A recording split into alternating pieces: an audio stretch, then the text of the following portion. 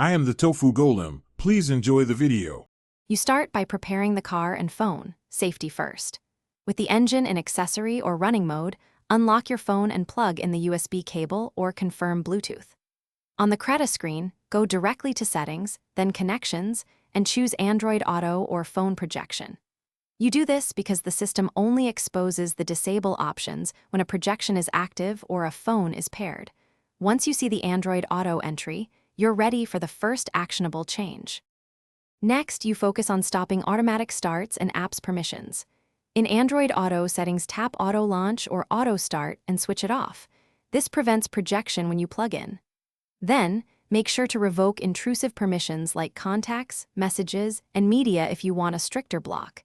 This is why apps sometimes relaunch.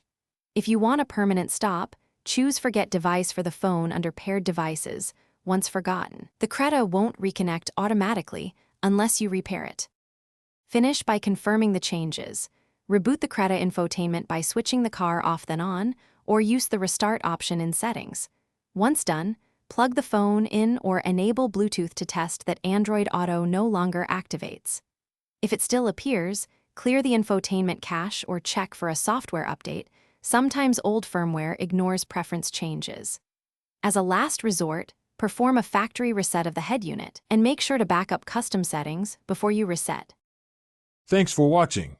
Consider subscribing if we helped you today.